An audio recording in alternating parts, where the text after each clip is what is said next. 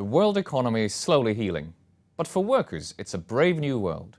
More and more of the jobs that are being created, especially for the young, are temporary, fleeting affairs, not the stable employment relationships we had been used to.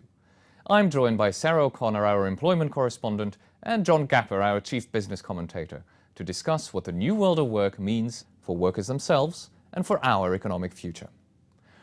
Sarah, you're one of the people who masterminded this series of articles. Tell us what the new world of work is. I think it very much depends who you are and whether you're a winner or a loser from this new world of work. Basically, there's been a gradual decline in the number of stable, permanent employee contracts, and we've had a lot of growth in all kinds of new, interesting relationships, whether that's self-employment or temporary work. So while our series has acknowledged the kind of broader growth of technological change and globalization, we focus very much on Europe, where we're seeing an absolute boom in temporary contracts, and that's been something that's built up over about 20 years, to the extent that now more than half of all young workers in the Eurozone are on fixed-term contracts, and in Spain it's almost 70%. Oh. John, you've written about the gig economy. Can you explain what that is? It's sort of a positive-sounding word.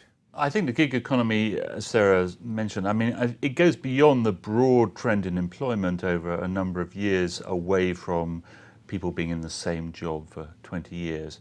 And it goes towards work being less considered as you're a contractual employee than that you're given a job or given a task for a certain amount of time. Like, for example, you work for Uber, you're not actually a contracted employee of Uber, you're simply providing a service through a platform. And there's been a growth both in that and also in the number of people who work as contractors and self-employed people. So much greater fragmentation. Should we think of this as a good thing or a bad thing, in your view? I think the downside is rather obvious. It is that people don't get the security of employment, they don't get the classic benefits such as pensions, healthcare, so forth. It's less secure.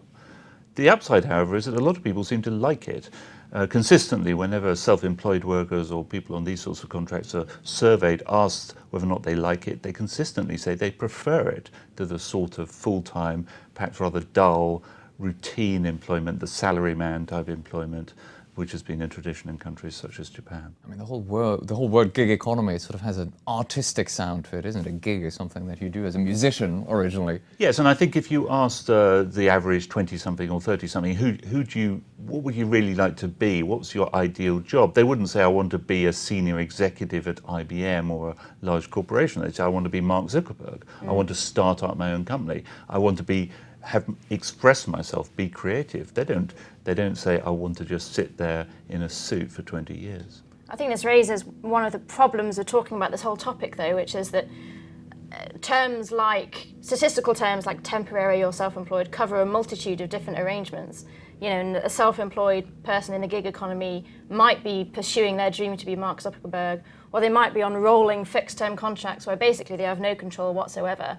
It's like a permanent employee relationship, except that their employer refuses to give them any job security. Yeah, no, I think that's right. And I think that, for example, in the UK statistics, a lot of people called micro-entrepreneurs, people who have their own businesses, but just employ themselves effectively. A lot of those people are actually older professional workers who've just decided that it actually makes more sense for them to work more flexibly. But that's a completely different sort of employment from somebody who's getting a 0 hours contract to clean a hospital, for example. Sarah, you've introduced me and I think many of our readers to the word precariat, which sounds altogether more sinister than the gig economy. So can you talk about this element of precariousness? How is it experienced, this sort of temporary work? Yeah, so precariat is a word that's been popularised by an academic called Guy Standing, who wrote a book called Precariat a few years ago that really kind of kicked off this zeitgeist.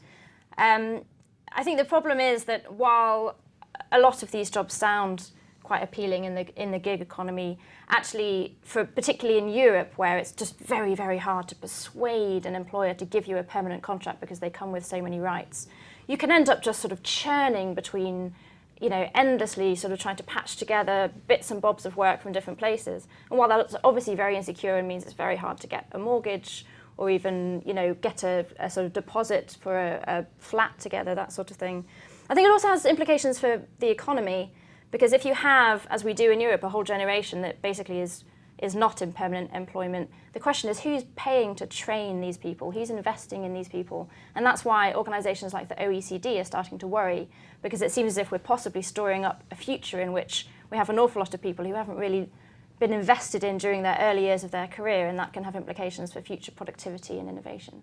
Well, this sounds quite risky, doesn't it? If it's gigs where people keep wanting to go back to being better and better at the same thing, they might invest in their own training. But if these are just the old standard boring jobs, but now you don't even have the security of employment, neither you nor the employer Exactly. may actually make you more productive. Yeah, and there's also the fact is that we've got a mismatch between a lot of traditional benefits such as pensions and health, which have been attached particularly to employment and to long-term contracts.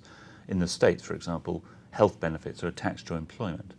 There is no national health service for people under 65.